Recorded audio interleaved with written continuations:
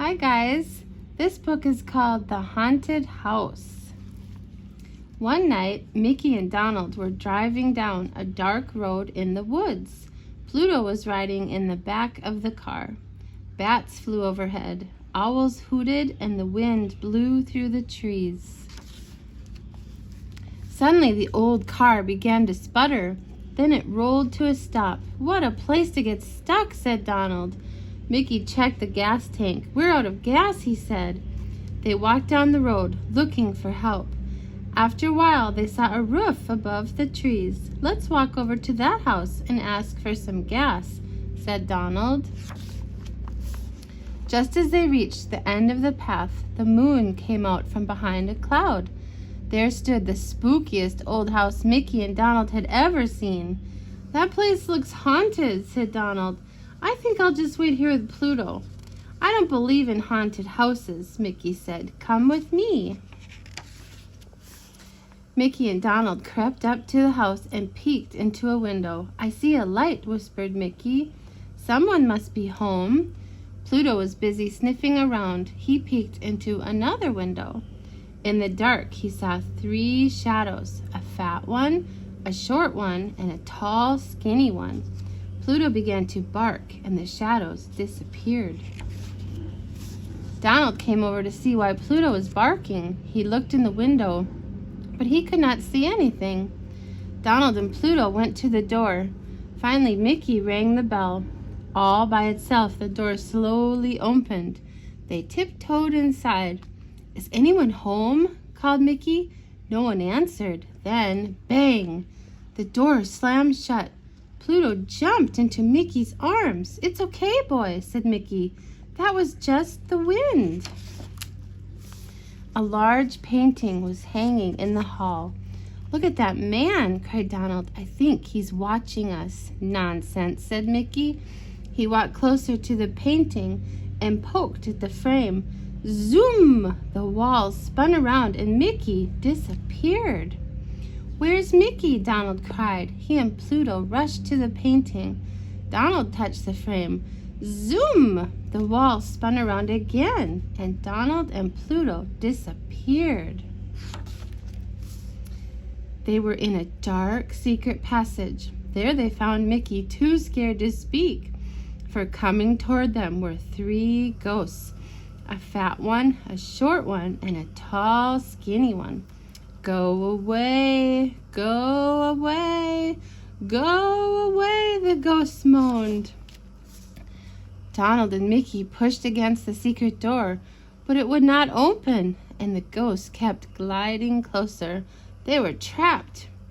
Then Pluto saw a small door in the floor. He began to bark. "Pluto has found a way out," said Mickey. He and Donald quickly opened the door. All 3 jumped through the opening. Suddenly they were falling. Down, down, down. "Ow!" howled Pluto. When they finally reached the bottom, they landed in a large laundry basket. Mickey, Donald, and Pluto peeked out. Creepy spiders were crawling everywhere. "Now do you believe in haunted houses?" asked Donald. "We'll never get out of here." Once more, Pluto came to their rescue. He found an old stairway. Mickey and Donald followed him up the stairs. At the top, there was a heavy door. Mickey and Donald opened the door into a dusty old library. Suddenly, 3 gigantic bats swooped down from the balcony. Swoosh, swoosh, they flew all around. Pluto grabbed one of the bats and shook it back and forth. Sawdust flew around him. "Now I know this house isn't haunted," cried Mickey. "These bats are fakes. They're stuffed with sawdust."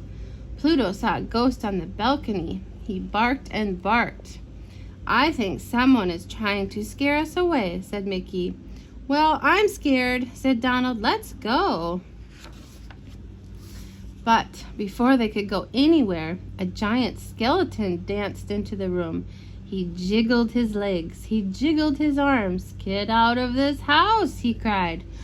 Pluto hid behind Mickey and Donald, they backed away from the skeleton and bumped into a metal door. The door flew open and they stumbled over a large pile of bags.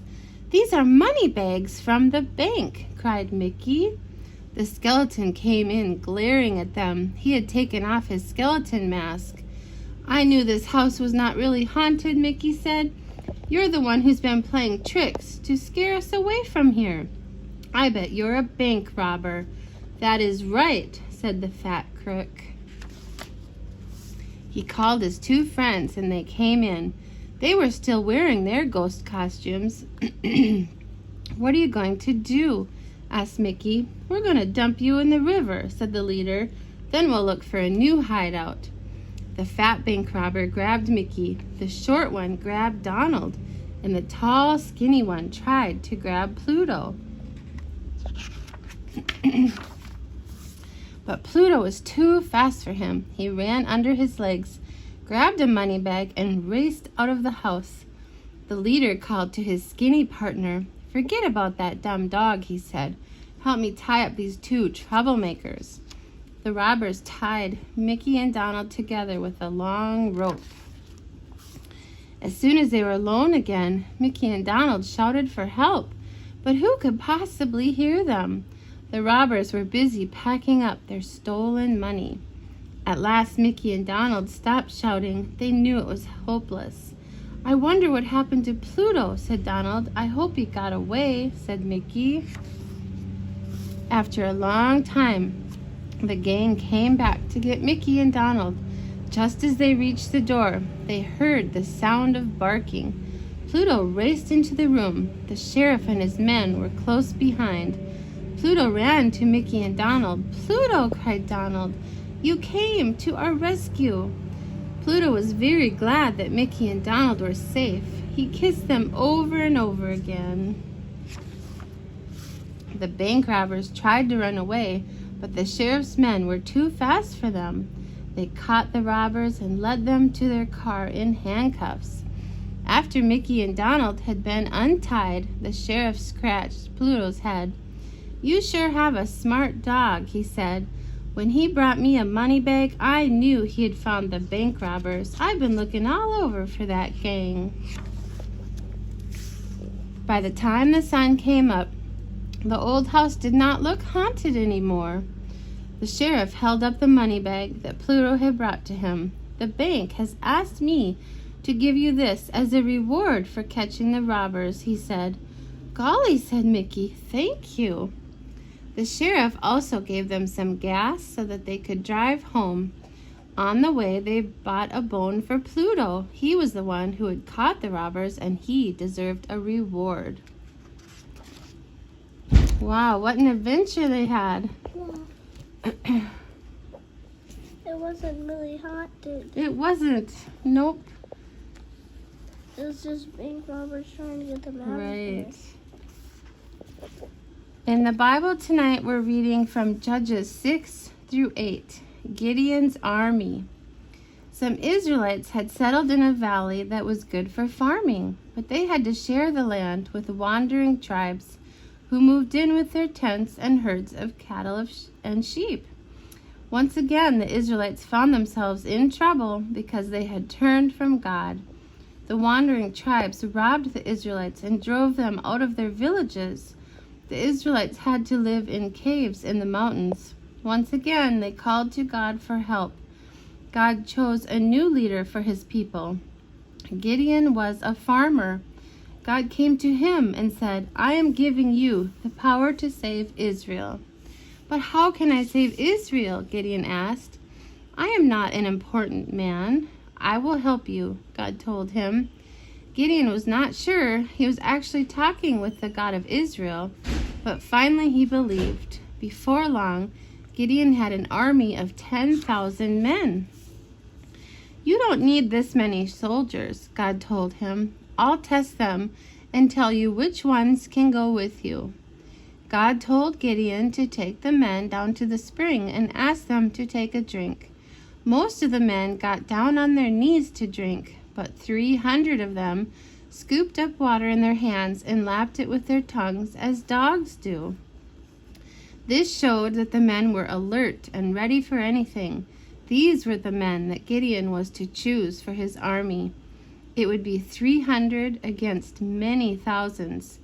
At night, Gideon's army surrounded the enemy camp. Gideon gave each man a trumpet and a large clay jar with a burning torch inside. At his signal, the men broke the jars and then blew their horns. The light from the 300 torches and the noise of the 300 trumpets scared the enemies.